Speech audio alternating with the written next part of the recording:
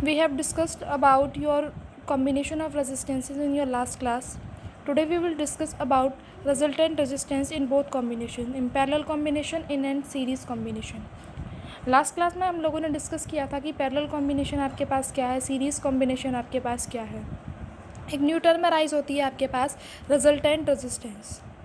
Resultant resistance का मतलब है कि जितना भी टोटल रेजिस्टेंस आपके पास किसी भी सर्किट के अंदर डेवलप होता है, आपने किसी सर्किट के अंदर दो रेजिस्टेंसेस, तीन रेजिस्टेंसेस को कंबाइन किया, लेकिन उसके बाद जो टोटल रेजिस्टेंस आपका उस सर्किट का है that is called resultant resistance. अब बात आती है कि अगर आपकी कोई भी सर्किट सीरीज़ कॉम्बिनेशन में है तो उसके अंदर जो रिजल्टेंट रेजिस्टेंस होगा उसका फॉर्मूला क्या है, उसे आप कैसे कैलकुलेट करेंगे.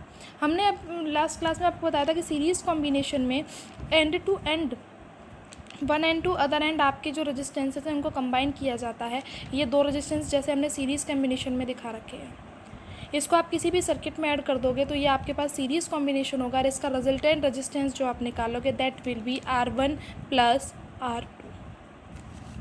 The combined resistance of any number of resistances connected in series is equal to the sum of individual resistance. That means कि उसका जो सम होगा वो जितने भी रेजिस्टेंसेस को आपने उसके अंदर ऐड किया है उस इंडिविजुअल रेजिस्टेंस के सम के बराबर होगा. R equals to R1 plus R2 R3 up to so on. That means कि जितने रेजिस्टेंस आप इसके अंदर ऐड करते हैं उतने ही रेजिस्टेंसेस को आप इसके अंदर ऐड करेंगे.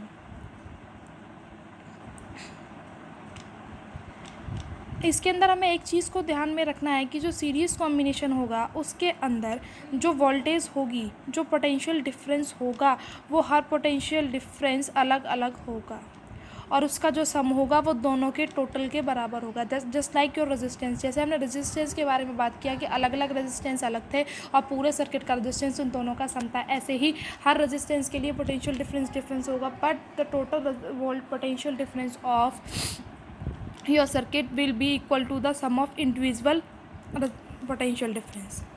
अब आपके पास आता है calculation of resultant resistance of two resistances connected in series. That means ये फॉर्मूला जो हमने आपको दिया है इसका आपको वेरिफिकेशन करना है कि ये आपके पास कैसे निकल कर आया. देखिए, सबसे पहले ये आपके पास एक सर्किट है, हमने कंसीडर किया, हमने मान के चला कि हमारे पास एक सर्किट है और हमने उसके अंदर दो रेजिस्टेंसेस को सीरीज़ कॉम्बिनेशन में ऐड किया that is R1 and that is R2. एक बैटरी आपने इसके अंदर प्रोवाइड कराई इसके पोटेंशियल डिफरेंस को मेंटेन करने के लिए. यहाँ से आपके पास I जो करंट है टोटल सर्किट के अंदर फ्लो कर रहा है, current will be same for both resistances. इसके अंदर जो करंट है वो इस रेजिस्टेंस और इस पूरे सर्किट के लिए कैसा रहेगा, सेम रहेगा. R1 इसका रेजिस्टेंस है, R2 इसका रेजिस्टेंस है, V1 वोल्टेज है R1 के लिए और V2 वोल्टेज है R2 के लिए. दैट मीन्स जो पोटेंशियल डिफरेंस R1 के लिए है वो V1 है और R2 के लिए क्या है आपके पास V2. टोटल सर्किट का पोटेंशियल डिफरेंस आपके पास V है और रिजल्टेंट रेजिस्टेंस आपके पास क्या है R. अभी हम बता चुके हैं आपको कि सीरीज़ कॉम्बिनेशन में जो टोटल पोटेंशियल डिफरेंस होगा वो बराबर होता है इंडिविजुअल के सम के. दैट मीन्स कि आपके पास V किसके इक्वल होगा, V1 प्लस V2. अब हमारे पास हमें पता है कि ओम्स लॉ क्या कहता है, V equals to I cross R. ये आपके पास इक्वेशन हो गई. ऐसे ही अगर आप निकालेंगे V1 के लिए और V2 के लिए तो V1 इक्वल्स टू I, तो सेम है, पूरे सर्किट के अंदर करंट सेम है R1, और जब आप V2 निकालेंगे तो I क्रॉस R2. इन तीन जो आपके पास ये तीन वैल्यूज़ आई हैं, V की वैल्यू, V1 की वैल्यू एंड V2 की value, put all these three values in equation 1. V1 की जगह आप क्या रखोगे, IR, V1 की जगह IR1 और V2 की जगह आप क्या रखोगे, IR.